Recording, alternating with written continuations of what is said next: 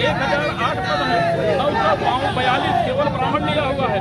गृह मंत्रालय में कुल 409 पद हैं, 377 आंकड़ा आप लोग ध्यान दीजिएगा क्या जा रहा है। श्रम मंत्रालय पे कुल 74 पद हैं, 70 ब्राह्मण लिया है। 101 रसायन एवं पेट्रोलियम मंत्रालय में 121 पद हैं, 112 ब्राह्मण लिया हुआ है। राज्यपाल उपराज्यपाल अभी आप देख रहे हैं दादा 25। मैं यहाँ कलेक्ट्री ऑफिस के सामने हूँ। यहाँ पे इंस्पेक्टर भी जुड़ चुके हैं और आरक्षण के विरोध में है। मैं जानने का प्रयास करता हूँ अभी दिक्कत क्या है। नहीं चलेगी, नहीं चलेगी।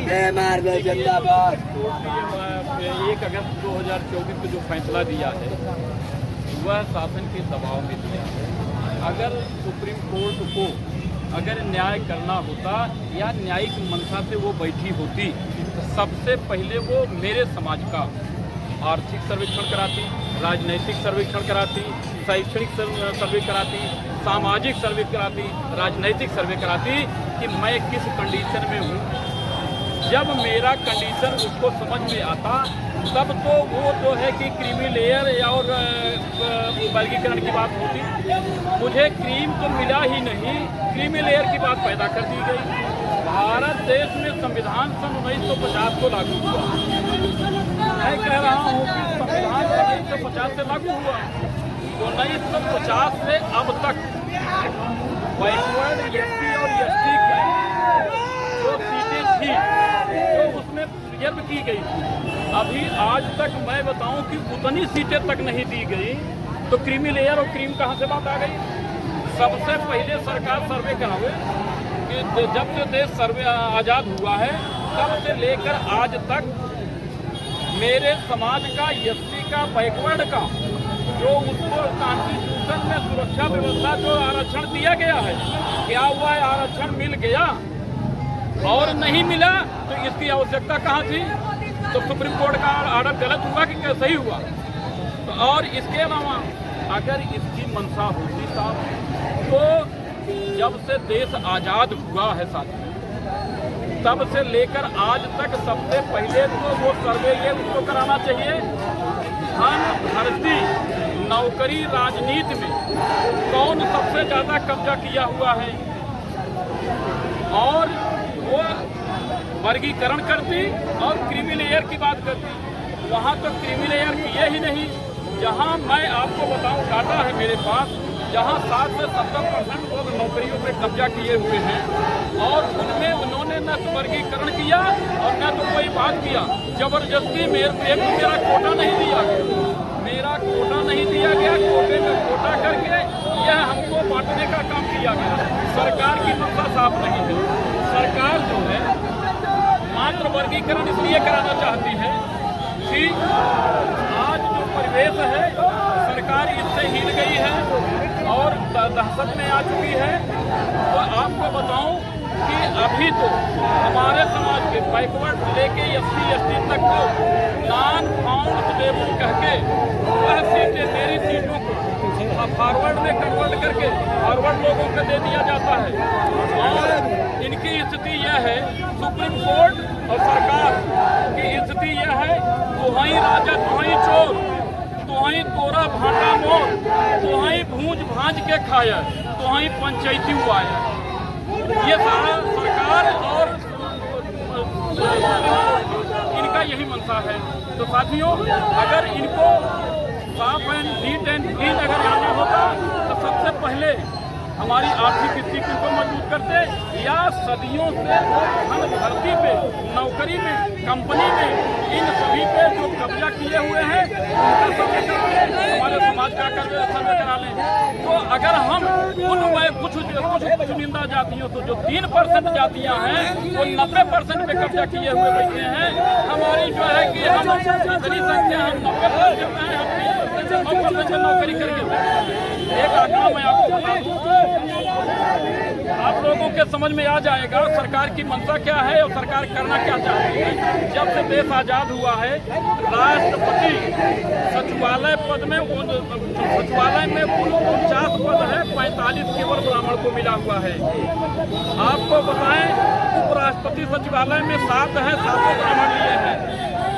कैबिनेट मंत्रियों के सचिव में 20 पद है, 19 ब्राह्मण लिया हुआ है। एसटी को 1 दिया है, SC/ST 0 है। प्रधानमंत्री कार्यालय में 35 पद है, 35 जो है ब्राह्मण लिया हुआ है।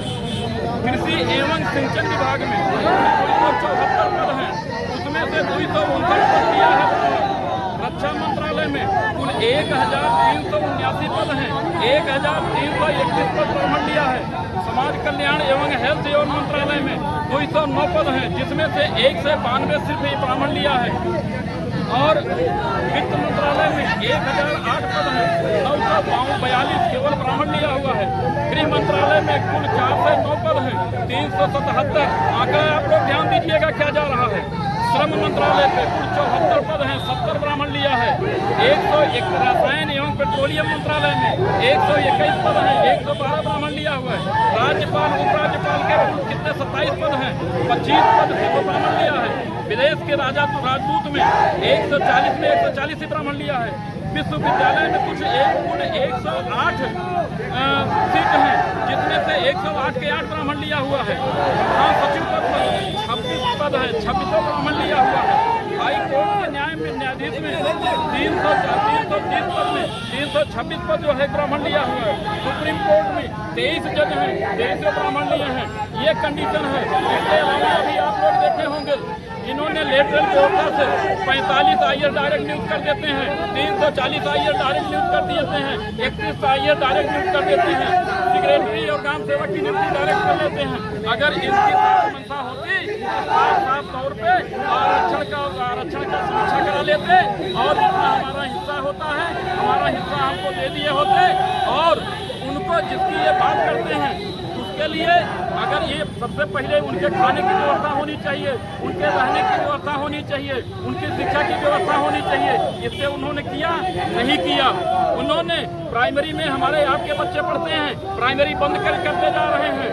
और प्राइवेट विद्यालयों में हमारे बच्चों को वह फीस देने के लिए हमारी क्षमता नहीं है, हमारे समाज के लोगों की क्षमता नहीं है। वहाँ तक हम जाएंगे नहीं। ये करते क्या हैं, हमारे घोड़े को पैर में रस्सी बांधते हैं, छान देते हैं और हमारे घोड़े को न चना देते हैं न खाने का व्यवस्था देते हैं। अपने घोड़े का पैर खुला छोड़ते हैं, उसको मलाई देंगे, काजू देंगे, बादाम देंगे, पिस्ता देंगे, अदरक देंगे, पटरक देंगे, ये का खाना पाना देंगे। और उसको और मुझसे कहेंगे दोनों दौड़ के स्पर्धा करो। कैसे स्पर्धा होगी? दोनों को खुला व्यवस्था दो, दोनों को खुली व्यवस्था दो और खुला खान पान दो और पैर खोल के दौड़ा दो। अगर मेरा समाज से अगर वो डाक जाए तो मैं बताऊं उनके यहाँ मैं गुलामी करूंगा। साथियों, ये मेरा समाज मेहनत का व्यक्ति है, मेरा समाज ही है। कोरोना काल में इन्होंने मेरे साथ मरने के लिए छोड़ दिया। सुप्रीम कोर्ट अगर साफ होती तो जो इन्होंने वैक्सीन में इन्होंने कितना बड़ा चंदा लिया है और वैक्सीन बनाने वाली कंपनी ने साफ कह दिया कि मेरी कंपनी से मेरे वैक्सीन से लोग मर रहे हैं, मेरी वैक्सीन से लोग अपाहिज हो रहे हैं, हार्ट हो रहा है, विकलांग हो रहे हैं, उनकी मौतें हो रही हैं। और यह वैक्सीन जबरदस्ती किसने लगवाया? प्रधानमंत्री ने लगवाया। प्रधानमंत्री के ऊपर कोई एक्शन लिया सरकार ने? नहीं लिया। निर्वाचन उसको लेना चाहिए कि नहीं लेना चाहिए? उसने लिया? नहीं लिया। बिल्किस बानो हत्याकांड में आप लोगों ने देखा, बिल्किस बानो कांड में सिर्फ यह कह के कि ये जब वर्ग विशेष के हैं इनसे ये घटना ये नहीं करेंगे, इसलिए उन्होंने जो है कि उनको बरी कर दिया। अगर उनको नीट एंड क्लीन आना होता तो यही 5 करोड़ जो है कि चुनाव में वोट बढ़ जाता है। उस पर 36 पेज का रिपोर्ट जो है कि हमारे आईएएस अधिकारी देते हैं, उस पर सुप्रीम कोर्ट का कहा गया था। सुप्रीम कोर्ट की आंख नहीं खुली, उसको कार्यवाही करना चाहिए, लेकिन उसने नहीं किया। और ईडी सीडी की व्यवस्था जो है कि सरकार की, यह सरकार जो है कि हमको दबाने का काम करती है। आज ही मैं आप लोगों को साथियों बता दूं कि आज सुबह यही सरकार डर गई है आपसे, आपकी अंगड़ाई से सरकार डर गई है। यह इसने शासन को लगा दिया हमारे उस अम्बेडकर चौराहे के चारों तरफ, उसने चारों तरफ घेराबंदी कर दिया, कहा कि आप लोग यहाँ नजरबंद रहेंगे और यहाँ से आप लोग ज्ञापन यहीं देंगे, वहाँ नहीं जाने देंगे। साथियों, मैंने कहा ज्ञापन अगर दूंगा तो मैं कलेक्ट्रेट में दूंगा, यहाँ नहीं दूंगा। तब जाकर वो उनकी चूल्हे हिली कि ये समाज लड़ाकू समाज है, यह समाज एसी वाला समाज नहीं है, यह समाज बटला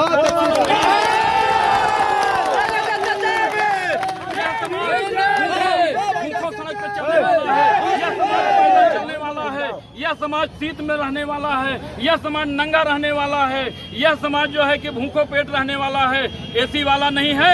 तुम अगर आप कह रहे हैं भूखे भूखे रहने वाला है, लेकिन तो सरकार तो सबको राशन दे रही, 5 करोड़ जनता को राशन दे रही है। सरकार को शर्म नहीं आती, वो कहती है कि विकास हो गया है। 80 करोड़ उसके यहाँ जब यही वाले हैं तो अब विकास किस बात का हुआ उसको और यही मैं तो कहता हूँ मेरे समाज को तो 5 करोड़ नहीं, एक 5 किलो नहीं, एक दाना मत दो, लेकिन हर घर में एक नौकरी दे दो साथी।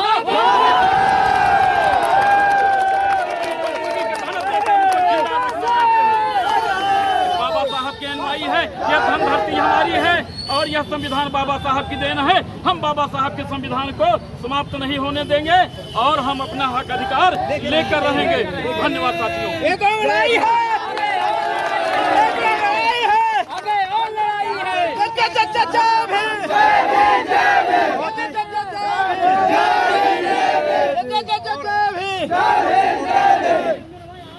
हमारे सर जी को बहुत बहुत धन्यवाद।